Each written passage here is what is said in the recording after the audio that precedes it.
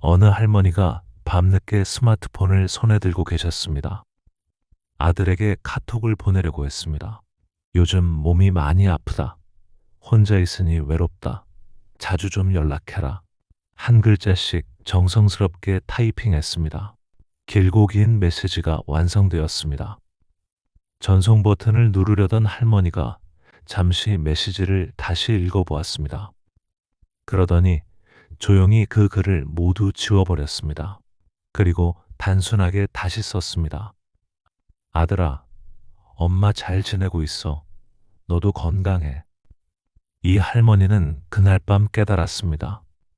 사랑한다는 것이 모든 마음을 다 전하는 것은 아니라는 것을. 때로는 삼키는 것이, 참는 것이, 감추는 것이 더 큰 사랑일 수 있다는 것을.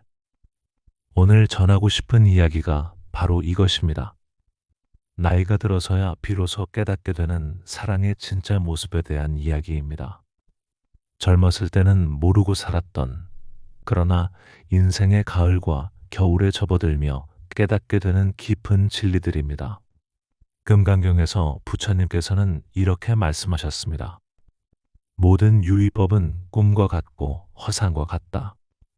우리가 평생 진리라고 믿어왔던 것들이 사실은 착각일 수 있다는 뜻입니다. 특히 사랑에 대한 우리의 생각들이 그렇습니다. 오늘은 나이 들어서야 깨닫게 되는 사랑의 세 가지 진짜 모습에 대해 말씀드리겠습니다. 이 세 가지를 깨닫게 되면 남은 인생이 완전히 달라질 것입니다. 그리고 자녀들도 이전과는 전혀 다른 방식으로 만나게 될 것입니다. 첫 번째는 비움의 사랑입니다. 젊었을 때 우리는 사랑이란 채워주는 것이라고 생각했습니다.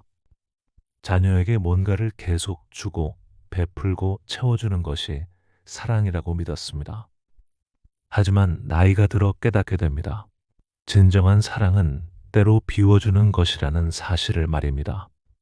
조계종의 큰 스님이셨던 성철 스님께서는 이렇게 말씀하셨습니다. 참선이란 마음을 비우는 것이다. 비워야 새로운 것이 들어올 수 있다. 가족 관계에서도 마찬가지입니다. 부모가 자신을 비워야 자녀가 진정으로 성장할 수 있습니다. 어떤 할머니가 계셨습니다.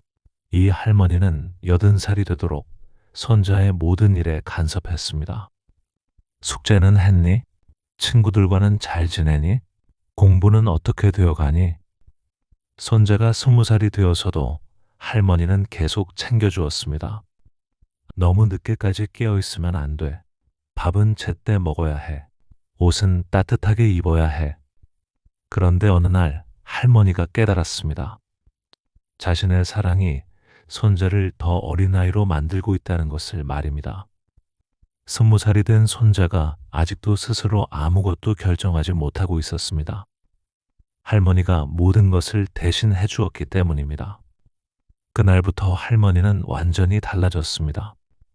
손자에게 조언하고 싶은 마음이 들 때마다 입을 꾹 다물었습니다. 손자가 실수할 것 같아도 지켜만 보았습니다. 손자가 어려워할 것 같아도 먼저 나서지 않았습니다. 처음에는 손자도 당황했습니다. 할머니, 왜 아무 말씀도 안 하세요? 할머니가 이상해요. 하지만 시간이 지나면서 놀라운 변화가 일어났습니다. 손자가 스스로 생각하기 시작한 것입니다. 스스로 판단하고, 스스로 결정하고, 스스로 책임지기 시작했습니다. 그리고 몇 년 후, 손자가 할머니께 이렇게 말했습니다. 할머니, 그때 저를 놓아주셔서 고맙습니다. 덕분에 제가 진짜 어른이 될 수 있었어요. 이것이 바로 비움의 사랑입니다. 자녀를 위한다는 명목으로 모든 것을 채워주려 하지 않는 것입니다. 때로는 빈 공간을 남겨두어 자녀가 스스로 채울 수 있게 하는 것입니다. 화엄경에서는 이를 공성이라고 표현합니다. 비어있음이 오히려 무한한 가능성을 품고 있다는 뜻입니다. 부모가 비워주었을 때 그 빈자리에서 자녀의 진짜 능력이 꼽히게 됩니다. 그렇다면 구체적으로 어떻게 비워주어야 할까요? 먼저 조언하고 싶은 충동을 참아보는 것이 좋습니다. 자녀가 실수할 것 같아도 한 번은 기다려 보는 것입니다. 자녀가 어려워하는 모습을 보더라도 바로 도움의 손을 내밀지 않는 것입니다. 물론 정말 위험한 상황이라면 당연히 도와주어야 합니다. 하지만 대부분의 경우는 자녀가 스스로 해결할 수 있는 일들입니다. 두 번째로, 자녀의 선택을 존중해 주는 것입니다. 우리가 보기에는 틀린 선택일 수도 있습니다. 하지만 그것도 자녀의 인생입니다. 실수를 통해 배우는 것도 소중한 경험입니다. 세 번째로, 자녀가 찾아올 때까지 기다려주는 것입니다. 우리가 먼저 연락하고, 먼저 찾아가고, 먼저 챙겨주려고 하지 않는 것입니다. 자녀가 부모를 필요로 할 때, 그때 가면 됩니다. 그때의 만남이 훨씬 더 진심으로 느껴질 것입니다. 이런 비움의 사랑을 실천하기 시작하면 놀라운 일이 벌어집니다. 자녀들이 오히려 더 자주 찾게 됩니다. 억지로 붙잡고 있을 때는 도망가려 했는데 놓아주니까 스스로 다가오는 것입니다. 두 번째는 거리의 사랑입니다. 젊었을 때는 사랑하는 사람과 가까이 있는 것이 좋다고 생각했습니다. 매일 보고 자주 연락하고 모든 것을 함께 나누는 것이 사랑이라고 믿었습니다. 하지만 나이가 들어 깨닫게 됩니다. 진정한 사랑은 적절한 거리를 유지하는 것이라는 사실을 말입니다. 원효 대사께서는 이렇게 말씀하셨습니다. 일심이면 모든 것이 하나가 되고 둘이면 모든 것이 둘이 된다. 가까우면서도 떨어져 있고 떨어져 있으면서도 가까운 것. 이것이 진정한 일심의 상태입니다. 한 가족의 이야기가 있습니다. 70대의 아버지와 40대의 아들이 같은 동네에 살고 있었습니다. 아버지는 매일 아들 집에 찾아갔습니다. 밥은 먹었냐? 일은 잘 되어 가냐? 손자는 어떻게 지내냐? 처음에는 아들도 아버지가 오시는 것이 좋았습니다. 하지만 시간이 지날수록 부담스러워지기 시작했습니다. 매일 똑같은 질문, 매일 똑같은 걱정. 아들은 점점 아버지를 피하게 되었습니다. 아버지는 서운했습니다. 내가 너를 사랑해서 자주 가는 건데 왜 싫어하지? 내가 뭘 잘못했단 말이야? 그러던 어느 날 아버지가 아프셔서 한 달 동안 집에만 계시게 되었습니다. 당연히 아들 집에도 갈 수 없었습니다. 처음에는 답답했지만 시간이 지나면서 묘한 평안함을 느끼게 되었습니다. 그런데 놀라운 일이 벌어졌습니다. 아들이 아버지를 찾아온 것입니다. 아버지, 어디 아프세요? 왜 요즘 안 오세요? 아들은 아버지가 매일 오실 때는 부담스러웠지만 안 오시니까 오히려 그리워졌던 것입니다. 그제야 아버지는 깨달았습니다. 사랑한다고 해서 항상 가까이 있어야 하는 것은 아니라는 것을 말입니다. 그 후로 아버지는 아들 집에 가는 횟수를 줄였습니다. 일주일에 한 번, 나중에는 열흘에 한 번, 그리고 갈 때도 미리 연락을 해서 괜찮은지 물어보았습니다. 그러자 아들과의 관계가 완전히 달라졌습니다. 아들이 먼저 아버지께 연락하기 시작했습니다. 아버지, 이번 주에 뵈러 가도 될까요? 같이 식사라도 할까요?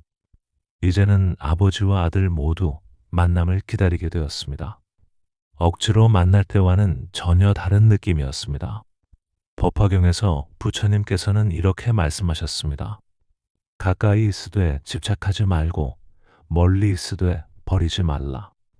이것이 바로 거리의 사랑입니다. 물리적 거리만 중요한 것이 아닙니다. 정서적 거리도 중요합니다.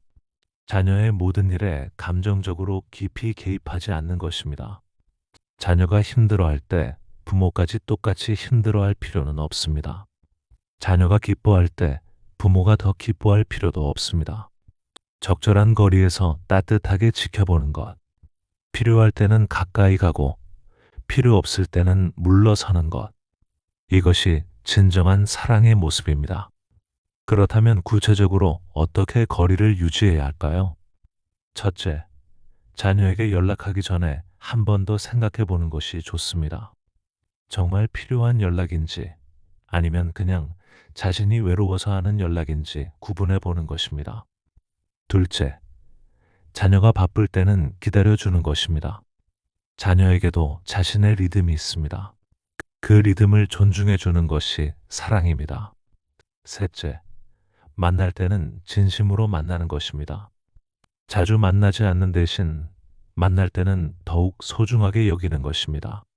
질보다는 양이 아니라 양보다는 질을 추구하는 것입니다. 넷째, 자녀의 사생활을 존중해 주는 것입니다. 자녀에게도 말하고 싶지 않은 일들이 있을 수 있습니다. 모든 것을 알 필요는 없습니다. 다섯째, 자신만의 시간을 만들어 보는 것입니다. 자녀와 떨어져 있는 시간을 외로워하지 않고 오히려 자신을 위한 소중한 시간으로 여기는 것입니다. 이렇게 적절한 거리를 유지하기 시작하면 관계의 질이 완전히 달라집니다. 서로에게 숨 쉴 공간이 생기고 그 공간에서 새로운 사랑이 자라나게 됩니다. 세 번째는 변화의 사랑입니다. 젊었을 때는 사랑하는 사람이 변하지 않기를 바랐습니다. 항상 똑같이 자신을 사랑해주고 항상 똑같이 자신을 대해주기를 원했습니다. 하지만 나이가 들어 깨닫게 됩니다. 진정한 사랑은 변화를 받아들이는 것이라는 사실을 말입니다. 무상은 불교의 가장 기본적인 가르침 중 하나입니다. 모든 것은 변하고 변하지 않는 것은 아무것도 없다는 뜻입니다. 자녀도 변합니다. 부모에 대한 자녀의 사랑의 표현 방식도 변합니다. 이 변화를 자연스럽게 받아들이는 것이 진정한 사랑입니다. 어떤 어머니의 이야기입니다. 이 어머니는 딸이 어릴 때부터 매우 가까운 사이였습니다. 딸은 어머니께 모든 것을 이야기했고 어머니도 딸의 가장 친한 친구였습니다. 함께 쇼핑하고 함께 영화를 보고 함께 수다를 떨었습니다. 그런데 딸이 결혼한 후 모든 것이 달라졌습니다. 딸은 더 이상 어머니와 자주 만나지 않았습니다. 전화도 자주 하지 않았습니다. 예전처럼 모든 것을 털어놓지도 않았습니다. 어머니는 서운했습니다. 왜 딸이 이렇게 변했지? 우리가 그렇게 가까웠는데 내가 뭘 잘못했을까? 어머니는 딸에게 서운함을 표현했습니다. 요즘 엄마 생각 안 나니? 예전에는 그렇게 가까웠잖아. 엄마보다 남편이 더 소중하니? 하지만 이런 말들은 딸에게 부담만 되었습니다. 딸은 점점 어머니를 피하게 되었습니다. 어머니와 만날 때마다 죄책감을 느꼈기 때문입니다. 그러던 어느 날 어머니가 한 텔레비전 프로그램을 보게 되었습니다. 어느 스님께서 무상에 대해 설법하는 프로그램이었습니다. 모든 관계는 변합니다. 자녀가 성장하면서 부모와의 관계도 변하는 것이 자연스러운 일입니다. 그 변화를 받아들이는 것이 진정한 사랑입니다. 그 순간 어머니는 깨달았습니다. 딸이 변한 것이 아니라 딸이 성장한 것이었습니다. 결혼해서 새로운 가족을 이루고 새로운 역할을 맡게 된 것이었습니다. 이제 딸에게는 어머니뿐만 아니라 남편도 시댁도 자신의 가정도 있었습니다. 어머니는 딸에 대한 기대를 바꾸기 시작했습니다. 예전처럼 자주 만나려고 하지 않았습니다. 예전처럼 모든 것을 나누려고 하지도 않았습니다. 대신 딸의 새로운 모습을 인정하고 지지하기 시작했습니다. 딸아, 너의 새로운 인생을 응원한다. 힘들 때는 언제든 얘기해. 하지만 엄마에게 의무감을 느끼지는 않았으면 좋겠다. 놀라운 일이 벌어졌습니다. 어머니가 변화를 받아들이자 딸도 다시 어머니에게 가까이 오기 시작한 것입니다.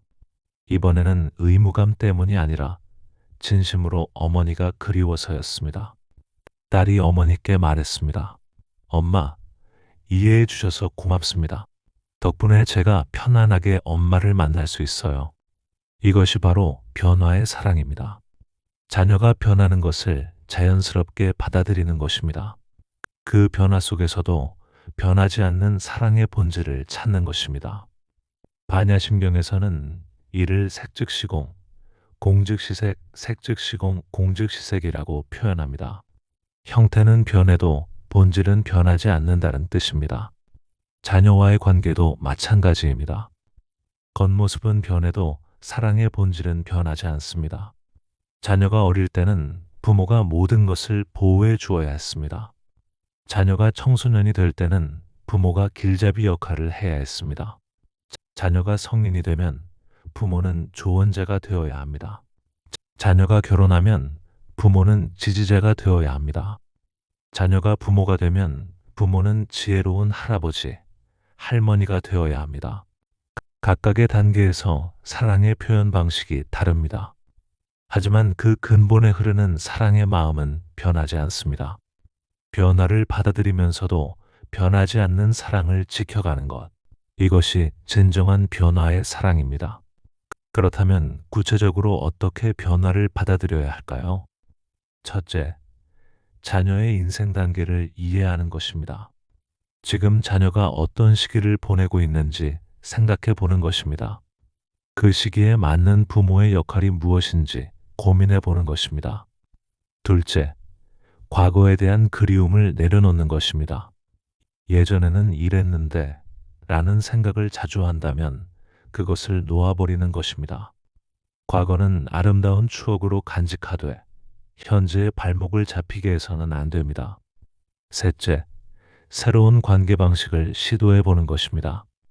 예전과는 다른 방식으로 자녀와 소통해 보는 것입니다. 예를 들어, 자녀가 결혼했다면 며느리나 사위도 함께 고려한 새로운 방식을 찾아보는 것입니다. 넷째, 인내심을 가지는 것입니다. 새로운 관계 방식이 자리 잡는 데는 시간이 걸립니다. 성급하게 결과를 기대하지 않고 천천히 기다려주는 것입니다. 다섯째, 변화하는 자녀의 모습을 축복하는 것입니다. 자녀가 성장하고 변화하는 것을 기뻐하는 것입니다. 그것이 자연스러운 인생의 과정임을 인정하는 것입니다. 비움의 사랑, 거리의 사랑, 변화의 사랑. 이 세 가지는 서로 연결되어 있습니다. 비워주기 때문에 적절한 거리를 유지할 수 있습니다. 적절한 거리가 있기 때문에 변화를 받아들일 수 있습니다. 변화를 받아들이기 때문에 더 많은 것을 비워줄 수 있습니다. 이 세 가지를 실천하기 시작하면 부모와 자녀의 관계에 놀라운 변화가 일어납니다. 서로에 대한 부담감이 줄어들고 대신 진정한 존중이 생겨납니다. 억지로 만들어진 친밀감 대신 자연스러운 깊이가 생겨납니다. 의무감에서 비롯된 만남 대신 기쁨에서 비롯된 만남이 이루어집니다. 많은 가정에서 이런 변화를 목격할 수 있습니다. 처음에는 어려워하던 분들도 조금씩 실천하다 보니 관계가 완전히 달라지는 것을 경험하게 됩니다. 한 할아버지는 이렇게 말했습니다. 이제야 진짜 할아버지가 된 기분입니다. 손자가 저를 진심으로 좋아하는 것을 느낍니다. 예전에는 억지로 안아주는 것 같았는데 이제는 진심으로 안아줍니다. 한 할머니는 이렇게 말했습니다.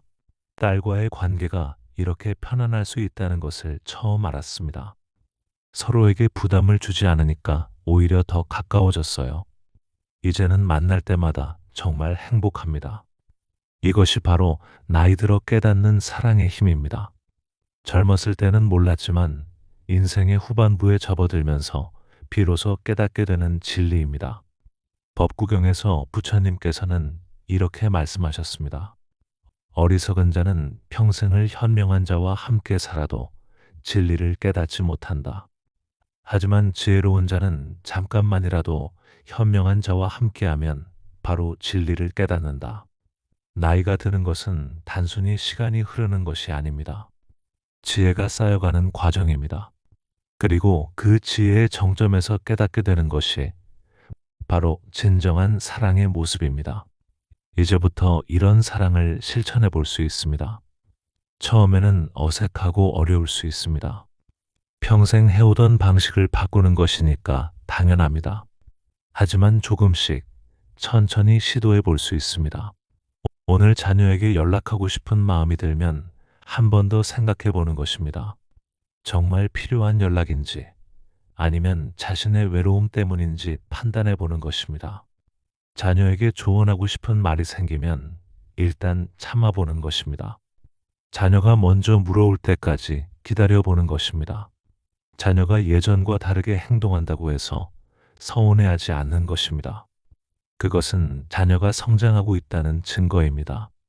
이렇게 조금씩 변화해 나가다 보면 어느 순간 깨닫게 될 것입니다.